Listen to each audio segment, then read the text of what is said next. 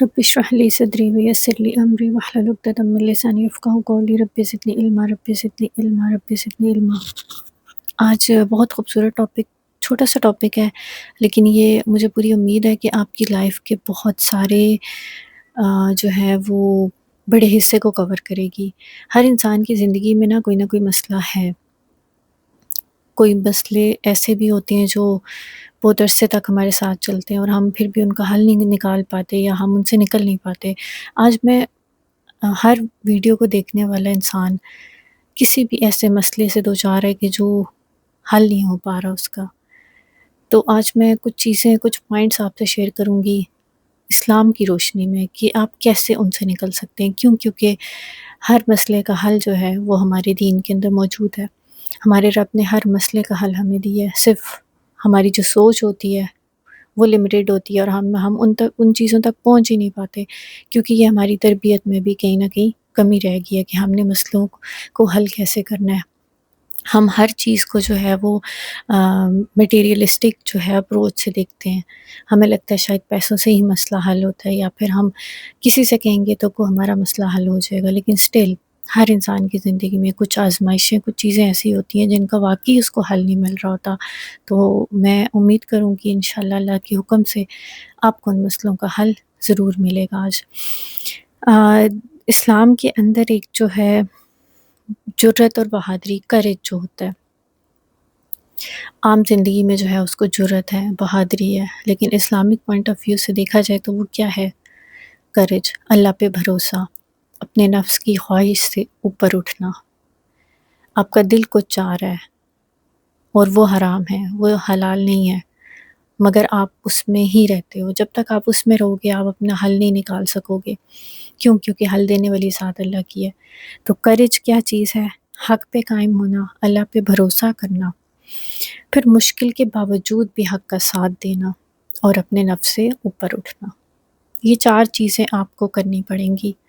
اپنے نفس سے آپ کو اوپر اٹھنا پڑے گا۔ جو بھی ذہن میں آپ کے حل آتا ہے، آپ نے وہ سارے حل استعمال کر لی ہوں گی، آپ نے ان سارے حل کو جو ہے وہ اپلائی کیا ہوگا اپنی عقل، اپنی سمجھ، اپنی سوچ سے، لیکن اس کے باوجود بھی آپ کا مسئلہ حل نہیں ہوا، تو آپ کو کیا کرنا ہے؟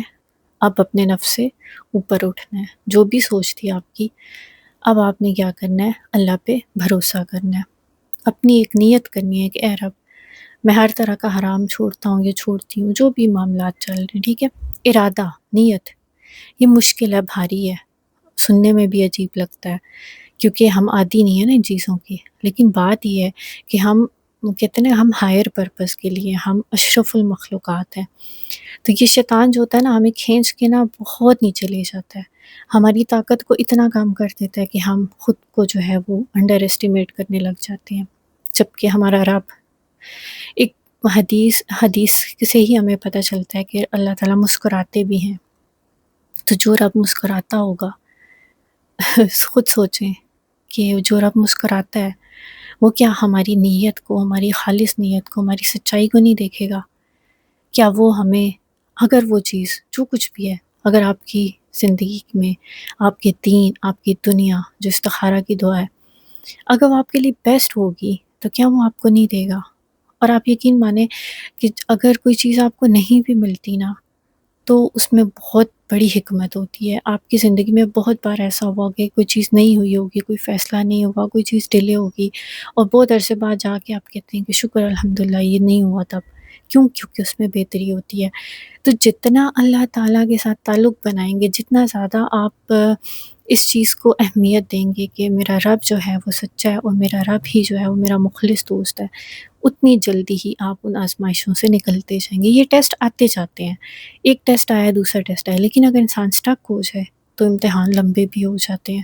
اگر آپ چاہتے ہیں کہ آپ کے امتحان جلدی سے آپ ان کو پاس کریں اور اللہ تعالیٰ کے پاس پہنچ جائیں اور اپنی جو اللہ کی رضا ہے اور جو جنت ہے وہ آپ کو مل جائے، تو یہ سارے سٹیپ آپ کو کرنے پڑیں گے۔ اب میں قرآن سے آپ کو بتاتی ہوں کہ جب تم نے ارادہ کر لیا تو اللہ پر بھروسہ رکھو، بے شک اللہ توکل کرنے والوں سے محبت کرتا ہے۔ تو اللہ اگر محبت کرتا ہے آپ سے آپ کے بھروسے کی وجہ سے کہ آپ نے اس پہ بھروسہ کیا، تو جو اللہ نے کہہ دیا کہ میں تم سے محبت کرتا ہوں، تو محبت میں کیا کچھ اللہ نعوذ باللہ اللہ تعالیٰ کوئی زیادتی کریں گے؟ ہو ہی نہیں سکتا۔ صرف آپ کی جو سوچ ہے اس کو آپ نے ٹھیک کرنا ہے۔ اس سوچ کے اندر شیطان نے وسوسے، گندگیاں، بے یقینی بہت کچھ ڈالا ہوا ہے، اس کو صاف کریں اللہ سے دعا کر کے۔ پھر ہو سکتا ہے تم کسی چیز کو ناپسند کرو اور وہ تمہارے لیے بہتر ہو، اور ہو سکتا ہے تم کسی چیز کو پسند کرو وہ تمہارے لیے نقصان دہ ہو۔ اللہ جانتا ہے، تم نہیں جانتے۔ سورہ بقرہ کی آیتیں ہیں دونوں۔ اب مجھے کیا وسوسہ آتا ہے، اگر میں کوئی کسی مشکل میں ہوں، کوئی بھی چیز ایسی آپ کی بھی ہوگی، ہمارے ذہن میں سب سے پہلے کیا چیز آتی ہے؟ نیگیٹو۔ آگے شاید کو پڑھتا اچھا شاید ہو سکتا ہے وہ ناپسندیدہ ہی ہو چیز، مطلب وہ ہمارے حق میں بہتر ہی نہ ہو، ہم یہ چیز پہلے سوچتے ہیں۔ ہم یہ بھی تو سوچ سکتے ہیں کہ جس چیز کو ہم ناپسند کر رہے ہیں وہ ہمارے لیے بہتر بھی ہو سکتی ہے، مطلب کہ پازیٹیو جو ہے وہ ہم سوچ رکھنا چاہیے ہمیں۔ اسی پوائنٹ کو میں آگے بتانے والی تھی کہ اللہ سے جو اچھا گمان ہے وہ بہت ضروری ہے۔ دیکھیں ہمارے حق میں بہتر کیا ہے کیا نہیں یہ رب جانتا ہے، ہم نہیں جانتے۔ ہم انسان ہیں، ٹھیک ہے، خواہشات ہوتی ہیں، معاملات ہوتے ہیں، مجبوریاں ہوتی ہیں، بہت سارے امتحان ہوتے ہیں، ہمیں سمجھ نہیں آتا۔ تو اس سے نکلنے کے لیے جو ہے میں نے یہ کچھ چیزیں جو ہے وہ آپ کے سامنے رکھی ہیں کہ شاید آپ کو ان سے حل مل جائے۔ تو کیا ہے؟ اچھا گمان رب سے، خالص نیت، اپنے نفس سے اوپر اٹھیں۔ اگر اس معاملے کے اندر کہیں پہ بھی کوئی بھی حرام کی آمیزش ہے تو اس کو سب سے پہلے سائڈ کر دیں، اس کو سائڈ کریں، اور پھر حلال طریقے سے دیکھیں کہ وہ مسئلہ کیسے حل ہوگا۔ یہ کوئی بھی مسئلہ ہو سکتا ہے آپ کا۔ اس کے بعد استخارہ اور دعا جو ہے، دعا کی پاور کو کبھی نہ بھولیں۔ دعا بہت پاورفل ہے، اللہ سے دعائیں کریں، اور جب تک آپ کا دل مطمئن نہیں ہو جاتا، جب تک آپ پہ حالات واضح نہیں ہو جاتے، تب تک اللہ سے دعا کرتے رہیں۔ لیکن میں آپ کو یہ بتاؤں، اگر آپ نے کریج، جس کو میں کہہ رہی ہوں کہ خاص طور پہ اپنے نفس کی خواہشوں سے اوپر اٹھ جانا، جب آپ یہ کام کر لیں گے نا تو یہ بہت بڑا کام ہے۔ جب آپ یہ کر لیں گے تو انشاءاللہ اللہ تعالیٰ آپ کے مسئلے کو حل کر دیں گے، ٹھیک ہے۔ ویسے بھی ایک حدیث ہے نا کہ جس میں استغفار، حضور صلی اللہ علیہ وسلم نے سب کو، 2-3 لوگ آئے تھے، انہوں نے کہا کہ ہمارے یہ مسئلہ یہ مسئلہ یہ مسئلہ ہے، تو انہوں نے سب کو استغفار بتایا۔ تو استغفار کیا ہے؟ استغفار پڑھنے میں ہے، لیکن استغفار کیا ہے؟ اللہ کا تقویٰ، کہ انسان ٹوٹلی ایک ایسے شیل کے اندر خود کو لے آئے کہ کہے کہ یا رب میں تیری رضا کے ساتھ ہی ہوں، اور میں تیری نافرمانی نہیں کرنا چاہتا، نہ میں تیری نافرمانی کروں گا، میں نے ارادہ کر لیا، میں نے نیت کر لی ہے، ٹھیک ہے۔ اس کے بعد کیا ہوگا؟ ہو سکتا ہے آپ کی وہ نیت ٹوٹ جائے، ہو سکتا ہے آپ کا وہ ارادہ ٹوٹ جائے، لیکن دوبارہ سے بنا لینا ہے۔ کیوں؟ کیونکہ جب آپ یہ پریکٹس کرتے رہیں گے تو اس کے ساتھ اور کیا فروٹس آپ کو ملیں گے۔ جیسے کوئی بھی چیز ہوتی ہے نا، کوئی گناہ ہے، کچھ بھی ہے، جب آپ وہ چھوڑتے ہو اللہ کی نافرمانی تو اور بہت ساری بلیسنگز آپ کو مل جاتی ہیں۔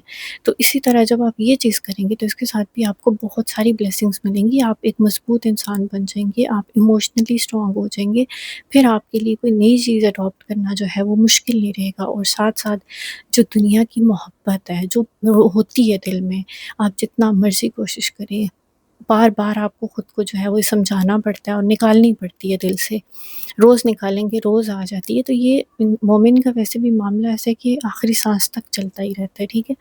آخری سانس میں بھی شیطان کوشش کرتا ہے کہ انسان کو جو ہے وہ بھٹکا لے اور اس کو جہنم کی طرف لے جائے۔ تو آپ نے کیا کرنا ہے؟ ہمت اپنے اندر رکھنی ہے، اللہ کے ساتھ تعلق مضبوط رکھنا ہے، استخارہ کرتے رہنا ہے، پھر اچھا گمان رکھنا ہے، اور پھر جو بھی فیصلہ ہو، جب آپ کے سامنے وہ فیصلہ، وہ رزلٹ آ جائے تو پھر اس کو ایکسیپٹ کر لیں۔ یہی حل ہے، اس کے سوا کوئی حل نہیں ہے کسی بھی مسئلے کا۔ کیوں؟ کیونکہ اگر ہم اپنی خواہشوں کے پیچھے چڑھیں نا تو خواہش کا ورڈ ہی ہوا سے ہے، تو ہوا جدھر چلتی ہے نا ادھر ہی لے جاتی ہے انسان کو۔ تو خواہشیں بھی رب کے حوالے کریں، آزمائشیں بھی رب کے حوالے کریں، امتحان بھی رب کے حوالے کریں، اور خود کرنے کا جو کام ہے کہ اللہ کی فرما برداری، اللہ کی اطاعت۔